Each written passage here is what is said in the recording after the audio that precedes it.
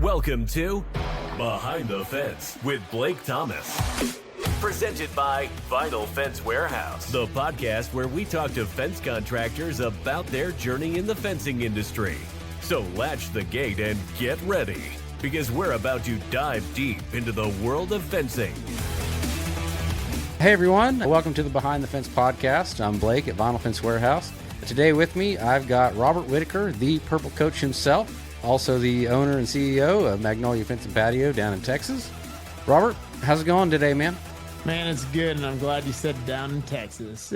You already know that we drive a little faster and our roads are a little nicer. Man, dude, the tax allocation down there just seems to go to a lot better places than maybe up here. We really like our potholes. They serve us well, so. Funny, I heard something the other day, though. I heard a Texas contractor actually made y'all's road, so I got to stop picking on it. But it's all fun and games. I love Oklahoma. My best friend Chance is in Yukon, and so I feel like I spend most of my leisure in Oklahoma nowadays. Man, you're welcome anytime. They say the best thing coming out of Texas is I-35 North, so come on up, dude. Now, there's lots of gambling associations along the way, so, we can meet up anywhere between here and Dallas, dude. Oh, man, I guess you don't know. Michael, my twin brother, and I, we were high rollers at Choctaw for a long time. It was not uncommon for us to go hit a $30,000, $40,000, $50,000 jackpot. Well, I don't know if you remember or not, but I do remember you telling me that story whenever we were playing dice at the fence installation school. Man, you had some stories, and I didn't know that you had a twin brother. So, man, working with your brother's pretty awesome. I work with my own brother here. I mean, you guys seem to do really well together. Yeah, well, we have a story and we don't have time today to go over it, but I definitely encourage anybody who works with family or even friends that feel like family and they have conflict, or maybe things are going well and they want to see what's right around the corner. Michael and I spent nearly 2 years not talking. When we disintegrated our partnership, the first time anybody saw us together in a room was actually at Fence Tech in Nashville. And nobody would have ever thought that we took 2 years off. So that's a whole nother day, but it's definitely been, that test was part of our testimony. And so I'm really looking forward to sharing that for the people who need to hear it when they need to hear it. Well, heck yeah, man. It's always good, if you can, have some time apart and then you come back together stronger. I mean, that's always good to hear. We have you slated down for one of the top speakers at our event coming up, the Goliath No-Dig Demo Day. As a consultant, what is something that you are really trying to get across to, new companies out there that might be looking for somebody like you? Yeah, so everybody wants to know what the next step is. And especially from my perspective, I don't know what the next step is. My job is to get you to discover the next step. And so I'll give you a really quick example of that. My son's 12 years old, and if you said, son, where are you going to be in 30 years? He would have such a vivid description of where he's going to be, because he has no bias. He has no wisdom. He has no calluses or scars to prevent him from being creative. And so my job is to try and add additional perspectives to allow you to come up with your next steps. So while a lot of people think coaches are that, we're not. I am a consultant too, so I can get you unstuck and move you along, but it's not nearly as rewarding, I don't think. There are some things that you just don't have to go through, so I can knock those out. But I think, what the most important thing that I could tell anybody, and this goes whether I'm a coach or just a friend, don't get in a hurry to get where you're already going. And I can't tell you how often I tell people that, Blake, that people get in such an impatient rush that they forget to embrace the moments. And sometimes you don't get learning experiences when you rush through them, or sometimes you don't get to smell the roses when you rush through them, or a lot of people are casualties of your impatience, and you miss out on some really good people. Talking about playing dice in Oklahoma, that's not my thing anymore. I'm wanting to get to the next thing. I want to get to the next book. I want to get to the next piece of information. And I slowed down, and that was the funnest night I've had in a long time. My cheeks hurt from smiling so much. And those are the things we hold on to when you really zoom out. And so, yeah, I would tell people that part of me coaching is to help slow you down a little bit, which seems kind of counterproductive why people call me. Man, I always, firmly believe that it's definitely about the journey and not just the destination. Obviously, where you're going and you can see it, on a map, far off, but, you definitely got to enjoy the trip to get there. That's where you're going to learn everything. You don't learn anything as soon as you arrive. So, having some perspective, from somebody like you, that is kind of at that destination and looking back on the road and, trying to help those smaller companies, hey, these are the roadblocks that you're going to hit. This is how I navigated those things. That guidance is really, I think, what a lot of companies today are really searching for, especially in a ever-changing kind of market with, all the different conditions, whether it be supply or, competition, just having somebody that's been there before and that they can reach out to as a coach, that's definitely invaluable, man. Are, somewhat more catered to like the smaller companies kind of starting out, or, or somebody who's, been in the game for a lot of years like yourself, or all in between, or what? Yeah. And so, I mean, using the word smaller, I mean, my brain instantly goes to probably we're talking revenue or maybe more sophisticated profits, right? But I've met a lot of people that do high revenue with small amount of people. And I've seen a lot of people that have a lot of people and not a whole lot of revenue, depending on if your cost of goods sold or not. So to clear this up, I'm in the people game. You got to have enough reps for us to practice. So when it comes to like if you're struggling with sales and you're struggling with the process for your customer experience, like we got to have enough customers to practice different things to get you a new process. Or if you're wanting to learn how to balance your books and things like that, and these are more tactical, got to have enough stuff on your books to be able to balance them, right? And so, but what I found my sweet spot is 3 leaders or more. I want 3 decision makers in your business. If I'm working with just the owner operator, I think we get super pigeonholed and working really tactically. And I can do that, but there's enough great information out there. When you look at like what Tony does, Tony teaches a lot to fence. He does a lot more than just that, but he has a great course for that. The Fence GBT and all the trade shows like the AFA and the FWA and all those things, like those will teach you what your next step is as a singular owner. But what we're not focusing on enough is people. And now with ChatGPT and AI, people are craving connection and we don't even know how to have it anymore. I mean, we didn't even know how to have it before AI, and now we're definitely losing focus. And so I need to work with a large enough people team to where we can actually have impact. Because I think the most untapped competitive advantage is definitely teamwork. And so we got to have enough people on the team. For sure. Now, whenever you are up on stage, you say your goal is to get up on stage. What are you most geared towards, the larger crowd or the smaller crowd? Smaller crowd, we're going to do a workshop. We're going to actually put what we learned into action and walk away with something that you could then duplicate or multiply in your business.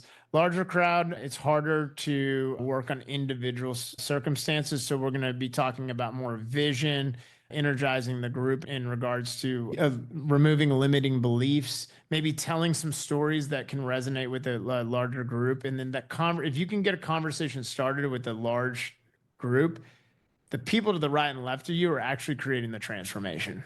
It's not actually the person on stage, because I truly believe information helps, but conversation leads to the transformation we're looking for. And so big or small, that's what we're aiming for, is the rich conversations. All the rooms I've ever coached in or spoke in should be comfortable. They should be confidential. I think people who attend my sessions know that we talk about things that are vulnerable, that are intimate, and they need to be held precious. And so if we can get richer conversations out of it, we can address the real problem. So definitely these events where you're up on stage talking to a group of people, that's really, trying to get you and yourself out there so that you can divert them into these smaller groups, correct? That'd be the goal, because I mean that's how you do things, right? You slice it up and divide it out, and then you can lead to multiplication. But sometimes you just got to get the message out to a lot of people, because a lot of people need to hear it. But really, at the end of the day, those bigger groups, only 1 or 2% is probably walking away with actual action. The rest of them, it feels good, but it falls on a life of busy. But I can tell you, I've been in those big conferences for a really long time, and you've got to be in every room you can possibly be in. Like I said, most of my connections in those larger rooms came from the person right left of me. In the smaller rooms, it's the person that's talking to me or working with me on stage. So like, for example, this event that we're going to do, I hope you have 1,000 people, but realistically, how many people are we aiming for? How many people are going to be there? Man, I'm really and truly hoping for at least 50 individuals, whether that be, multiple from companies or 50 different companies. It doesn't matter to me. I'm really hoping that, we can, at least somebody can leave, with something that they had no idea, that they would leave with. So 50 is a great number, because some of the introverts might just want to listen to the conversation. So, and I don't want to force any conversation conversation out of somebody who doesn't want to have it, right? But it's big enough to where maybe not every single person is for you. And so you can find the right person and sit next to him, talk to him, do whatever else. But I love groups of 50 to 75. You can get some really good conversation, as well as a whole lot of different perspectives. That's so interesting. You know, we only learn when we receive new perspectives. Because if we're only mentoring ourselves, we're mentored by a fool, right? And so I think it's really important to have that. I know you're going to get 50. I know I'm one, and I know Chance and them, they're going to go. And so there's 3 or 4, and that's just our little circle. And then I imagine what Nathan Downs and all the other people that are in the Oklahoma area, we're just going to go support your event, right? Man, I sure hope so. It's going to be great. You know, all the usual suspects are rounded up for this one, and, you know, really trying to, you know, push people, you know, to the processes and the materials and supplies that are truly, you know, good for the industry. You know, the ones of us that are actual friends to the industry and want to give something back in some way. You know, and then really that's why this event is only $20. You know, you're basically just covering your meal is really all it is. You know, all the materials have been, you know, provided by all of the suppliers and vendors. You know, you and Tony have graciously devoted y'all's time, you know, for not much on my end, which we truly appreciate here, man. And so more than anything, you know, I do hope that, you know, there is, you know, at least a couple guys that are like, you know, hey, I'm glad I saw Robert and I want what he has to offer, because I am ready to take my business, you know, to the next level. Or, you know, I have that leadership in place, but I'm not 100% sure how to lead them. And so, you know, out of the group of 50, you know, I do hope that there are some, you know, that peel off and perhaps join these mastermind groups like the one you just told me about. Can you maybe speak a little bit more on some of those? Oh man, I'm glad you brought up the mastermind. I wanted to go, and I will go back to some of the great things you're doing, because I think everybody deserves to hear some of that as well. I love watching your videos of the new Sustain booth and everything like that. We'll get back to that if we have enough time, right? But yeah, this mastermind's great. So not that coaching isn't for everybody. And I know a lot of people say, hey, I'll learn how to become a better leader when I'm a leader. Well, that's too late. And some people want what they don't have. And so doing a mastermind gives them a taste to what the next step looks like. Developing the Leader Within You 2.0 is the mastermind that I sent you. And we have had incredible success. We're on week 6 in one of the groups. And then I'm doing a one-on-one with one of my employees, Dakota, and we're on week 8. We're doing 8 and 9 this week. And just the transformations that we've seen about just self-honesty and reflection and everything else. And they're starting to realize that leadership really isn't about leading others. It's about leading yourself first. And like, not many people have had straight talk like that. They think, hey, the more I push people, or we could even say pull people, the better leader I am. There's some truth to that, but the best leader is the leader who can lead themselves first. You can't model what's not been modeled for you. And so, for example, how do you become a good leader if you've never been around it? Well, that's what this mastermind's about, is putting young leaders or new leaders or seasoned leaders in a room so we can model for each other. The last couple chapters, we're actually having other people in the group facilitate it, because my hope is that you become such a great facilitator and a mentor of this that you could then take this to your company and pick up a book or pick up a article or a specific thing and actually mastermind it out. Because so many times we want to work through an issue, or we want to set a goal and create a tactical, but I can tell you over this 10 weeks or this particular one, I guess, is 9 weeks, things are being changed and transformed without us having to actually talk about fence.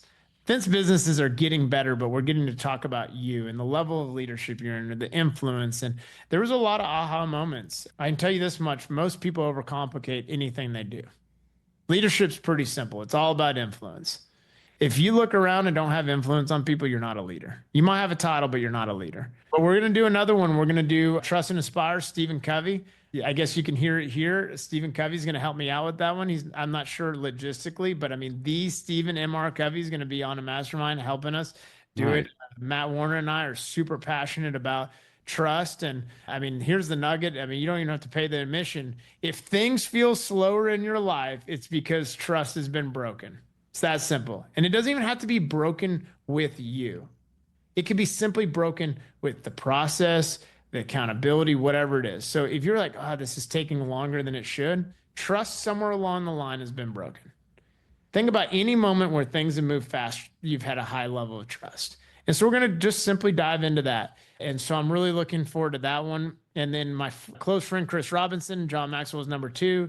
And he's going to come to my building in January for our annual kickoff. John Maxwell's number 2 is going to come. He just wrote an awesome book called Drift to Drive. And we'll put a link somewhere for people to get it. We're giving away 500 of his books. I bought 500 of his books. I'm giving away. So if you saw me promoting it, I want to gift it to you, and we'll get into more detail there, but we're going to honor him and do a mastermind as well. And that one's a really cool one, because we all want to build a comfortable life for ourselves. But you know what comfortable really means? It's complacency. We want to get to a level of complacency. That's all. That complacency and comfort is just a sheep in wolf clothing, or wolf in sheep clothing. I messed that one up, but we don't want to live a comfortable life. I want to get people so comfortable being uncomfortable and constantly stretching. Rubber bands, I've been saying this a lot this week. Rubber bands are useless unless they're stretched. Very true. Yeah. They're so simple yet so elegant. Your high capacity people are useless until they're stretched. High capacity people want to work on challenges. So anyways, that's what these masterminds about. I'm super passionate. I tell people all the time, hey, if you didn't like the mastermind, it was the conversations that weren't rich and you're the one leading it. So it's on you. So it puts a lot of pressure back on us. We've gotten some major awesome stuff that's come from it. But most importantly, the connections and relationships that I've not only gained, but like I'm seeing Zach and Ken cheering each other on, or Matt Lowry and Steven with Hammerhead. I mean, just the relationships that have come from it are awesome. So anyways, that was a long answer to tell you, boy, I'm fired up about these masterminds. Heck yeah. Well, it's always great to have friends in the industry, man. Like you really do. If you can have somebody to lean on and push on and lean and push you back and push you forward and, help encourage you. I mean, it's all about, accountability, in your business. If you can have those partners that aren't exactly, competition, they're a little bit further away and, but also at the same time help you out when you need it. I mean, that's what, you really need, because not one single company can you just do it by themselves. We've all got others, that are helping out somewhere along the way. So, having those connections and those friendships, that's definitely big. And so, if you can have such a deep, but at the same time, high level, group of people all, pushing and wanting that same thing, I mean, you're just surrounded by winners, and that's where I want to be. That's for sure. I think you nailed that, wanting the same thing. I think that a lot of times we are in the right room, but people around us don't want the same thing we want. And we either get burned out or we get complacent with them. And so I can tell you the rooms that we're in right now all want the same thing. They want personal and professional growth. They want other people to win. They don't care what order that goes in. They just want advancement, and they are thirsty for knowledge, and they, really want trusted information. I love Maxwell because his principles have been around for 40 years, and every time he rewrites a book, he says, the only thing I've updated is the examples or the experience shares. The principles are still the same. And so that's trusted information. Stephen Covey, 7 Habits of Highly Effective People. His dad, I'm talking about Stephen M.R., his dad, Stephen Covey, he wrote 7 Highly Effective Habits. Oh my gosh, that thing's like 50-something years old and still bestseller. Atomic Habits hasn't left the top 10 New York bestseller list, and it's been around, I don't know, a good handful of years. And when we have trusted information that's relevant year over year, that's what we want to teach, and that's what we want to discuss and challenge. And so anyways, I've had so much fun doing this. It's a low investment. It puts you in the right room with all the right people. It's a cheap way to get introduced to a ton of really awesome people. So then that way you have common language. And so anyways, it's awesome. You got me all riled up talking about the mastermind. That's what we want. I mean, if anything, the energy that you bring to the table is ridiculous. I remember seeing, when we were up there at the fence installation school, it was always like you could see Robert, you could hear Robert from across the, the yard where everybody's, pounding away and hammering and everything. You know Robert's there. Robert's got the energy. He brings the energy. And man, it's attractive to people. You literally are a person and people attractant. And, I think that's definitely one thing that's really helped you with your success for the coaching. You've just got that. I'm going to go ahead and say you've probably got the most riz in the industry, brother. Like you, like to a T, dude, you got it. Well, I appreciate it. You would ask me a question, why'd I start coaching? I said, you should probably ask me what keeps me going. New connections, relationships, and seeing people do things that they had a limiting belief on just absolutely fills my cup. And so this energy is truly a projection of energy meeting energy. I mean, if you would have been talking to Alex with Fencing Unlimited like I was yesterday, like he filled my cup yesterday. I mean, he's got wins all over the plate. And what was so cool is that he also stopped to say, Robert, I just want to go do something like snowboard with you. Like we've created all these pauses, together, and we have true, genuine friendships. It's not just a transactional thing. And I wake up every single day for our industry, or really I coach outside of the industry too, to win for everybody. It's not fun to celebrate a win by yourself. Have you ever thought about that? So when you have something really exciting happen, you want to share it. I'll go ahead and just say absolutely, because I just got back from a small vacation with the fam. We went to a theme park and we got on one of these. It's like a Superman ride. You sit in it and it launches you up, and it's the most fun and exciting thing. Well, there was an odd number of us. I didn't get to sit by anybody I knew. Trust me, the ride was fun, but I had nobody to share it with. And it was just like, this kind of sucks, man. So yeah, absolutely. You need people in your corner, to hear you, when you win and celebrate that with you. And so people share that with me. Yeah, heck yeah. Phone call. So no wonder I'm all riled up, is because I hear wins all the time. There are times where I'm coming, I'm like, guys, we've met our sales goal. And I'm like, oh crap, that's not my sales team. It's another sales team, but whatever, we're winning too. And so it's a lot of fun. And that's why I wear their uniform or their logo is when I'm coaching them and they're allowing me to make tough decisions in their business with them. I want them to know that they're my primary focus.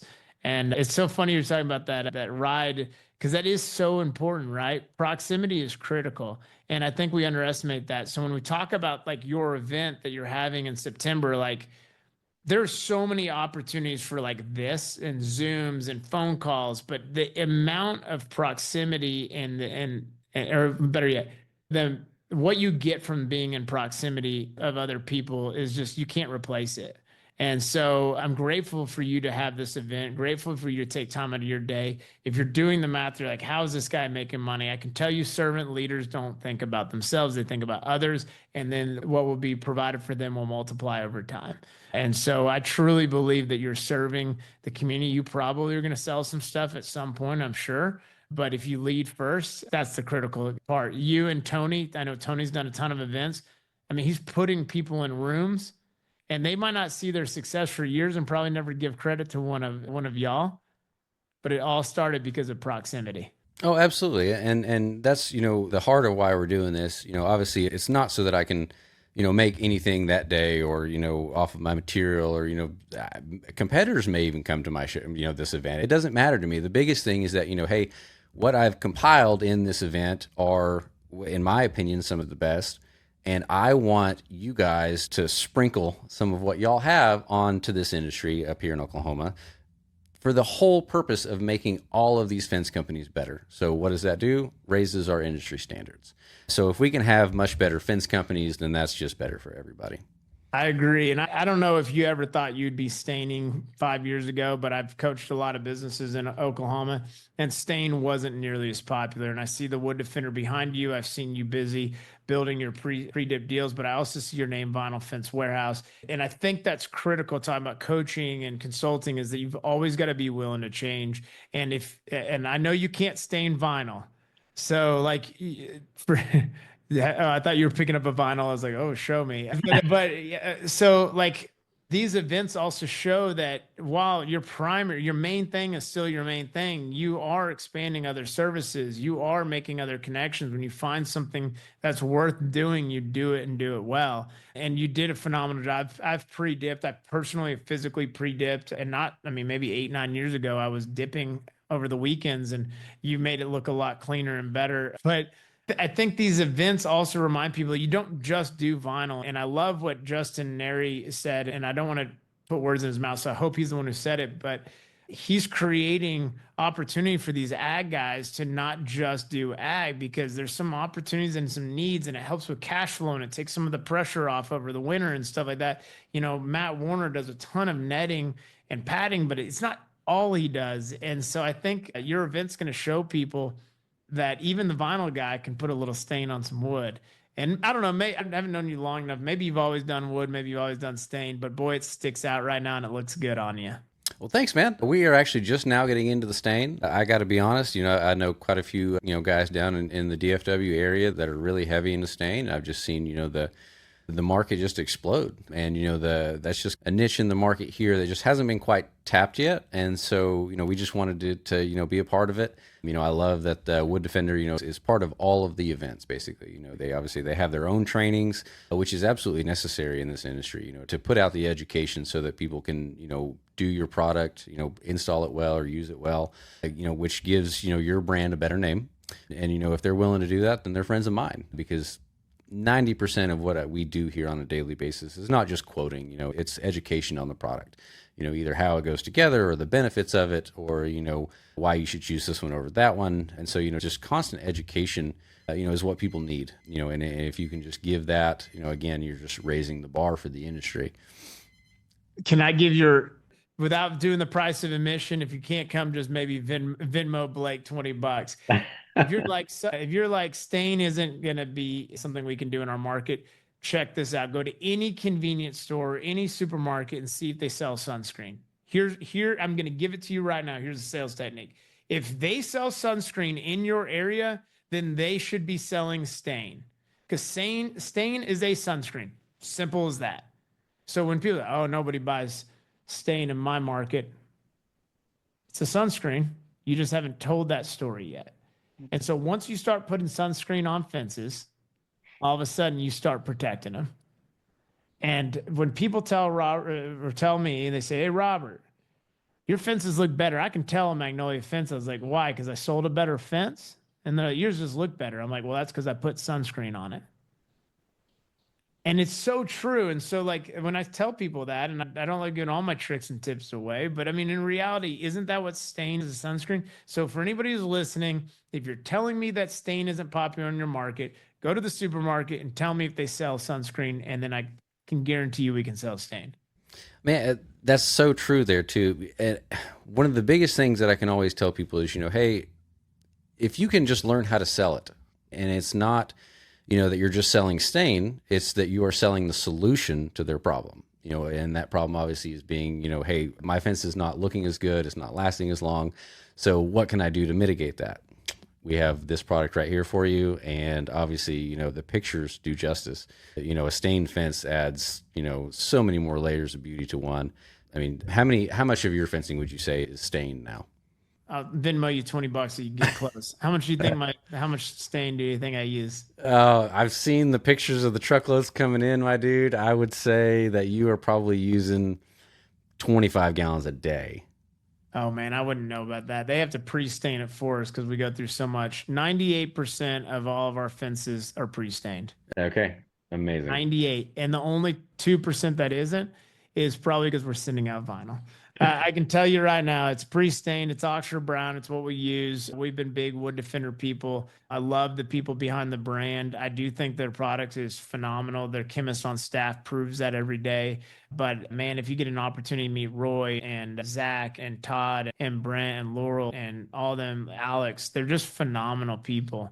And for me to be able to rattle that off, and I couldn't even rattle that many people off on the Dallas Cowboys, I can tell you right now, these people mean something to me. And listen, there's some other options out there, and I can tell you any stain is better than no stain, but I think just like you have sunscreen choices, do your research, figure out what's going to work best for your market. Here a lot of times up in some rainier areas, like we can't dry the wood to stain it. And listen, I'm not trying to say if I know that there's a solution, but you might have to go to a water base instead of an oil base.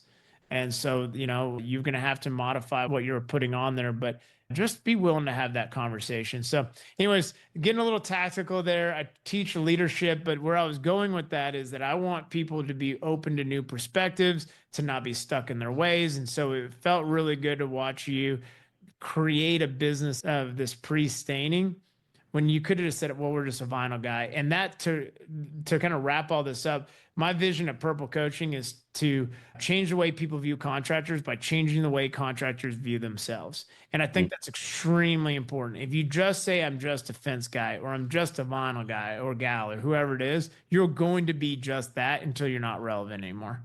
Mm-hmm. And I want you to look at, like, I run an incredible business that delivers a product that if I were gone, I would be missed. And I think if people were to say, Robert, we would miss your innovation and creativity the most. I'm constantly thinking of what the next best thing is for the community, for our employees, and everything else. And so, anyways, I don't even know if we landed on a topic that I'm going to talk about, or we're going to dive into it when we get closer. I can't wait. Man, let's wrap it up then. If we're just going to go all over the place for everybody coming to the demo day, what is the one mindset shift, or piece of leadership advice that you want them to walk away with? Oh, you're asking me? I thought you were asking the audience, and I'm now asking you. Yeah, I want people to embrace perspective, because if you only accept your perspective, you're being mentored by a fool. I truly want people to know that other perspectives is where we're going to learn the most. And so my hope is when I see you in September is that we can talk about new ideas, the unobvious. I want you to be surprised. And I want you to feel good that you didn't come up with all the answers in the room. That's a flex. So, and I guess I should say this too, because there was a moment earlier I want to bring this up, talking about rushing to the finish line. Those are people who believe that you need to always be working on your business. You do not always need to be working on your business. You need to be working in it just as much. Now, if you're a silent investor, whatever else, that's different. But for the average person that I coach, you should be in it way more than you should be on it. I think you should have time set aside, and we could talk about that in September, time set aside to be working on your business, but you need to be working in it too, making sure that the systems and processes you invented actually work, actually get executed. And so I meant to say that earlier, that a lot of people get into a hurry, so they're just constantly in the hamster wheel working on it instead of actually seeing if their ideas work. So anyways. Well, it's also hard, to look up at you, and see everything that you have, and as big as a company as you are, and, fully decked out in purple all the time, and just instantly think, hey, that's where I'm going to be next year. No, you've got to look, hey, where was Robert 10 years ago? That's maybe where I'm going to be next year. And so, again, having that roadmap, laid out to the Robert destination is huge. And so what I've kind of, taken away from it is that most companies, do have a hard time strategizing, or, knowing even how to strategize. And, I would say that's probably the biggest thing about a coach. Let's just say you obviously coach in the Super Bowl. What that coach has a strategy, a game plan, to win. And so, if we can have, some of these, the mastermind type groups, to where you can see where other people are, that are close to your level, and, rise up together, and being under, somebody like yourself. Man, I really think, that's really what a lot of companies need. A lot of us, wouldn't ever admit it, that, hey, I need to spend my hard-earned money, with a guy that's, already been there and everything like that. But that's what you need. And in so many forms, Tony's probably going to be one of the best examples of that. I know, Tony extremely well. You guys kind of have, a lot of the same mindset when it comes to entrepreneurship. And, again, like I said, it's the strategy that comes with it. And so you had mentioned, with your speech, or, talking points would be, that service is our strategy. Or do we have any points on that you might want to bring up, or is that still in the menu? Oh, well, no, I mean, if that's what we're going to end up talking on, if that's what we landed on, then you just got to pay $20 and come check us out, because we can't give away the whole kitchen sink. But I can tell you this much: if you don't know your why, it will burn you out. And that's what it boils down to. The reason why a lot of people struggle with vision or strategy or anything else is they don't have a big enough why. They don't know what really wakes them up. They don't know what their purpose is. And so it's very hard serving others, whether it be for profit or for a leadership role to serve their employees, or serving your spouse or whatever else, if you don't have a clearly defined why. And it's not going to be the same every year. And so I can tell you that when I'm the worst, I'm the most burnt out, depleted, is when my why isn't clear. And you're like, that sounds like a soft skill. I don't need that. I'm just going to outwork the problem.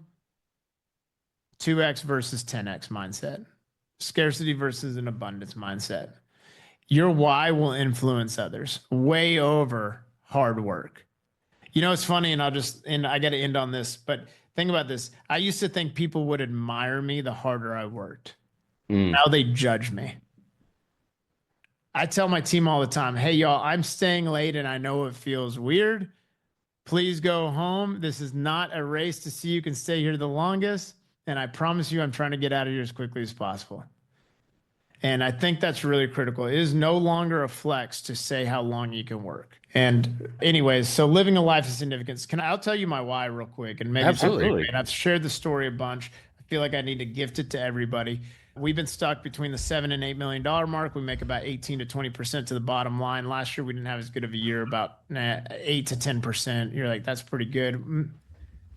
We're one job away from that losing that profit, right? So we need to be operating 15 to 20% to the bottom line. So anyways, so stuck $7 to $8 million, 3 to 4 years. How do I rally the troops to say, hey, let's get out of our comfort zone? Well, John Maxwell and I were talking. A lot of people have heard the story, but it's so impactful. He said, do you remember when you wanted to make your first million? I was like, yeah, easy. He said, do you remember when you wanted to give away your first million?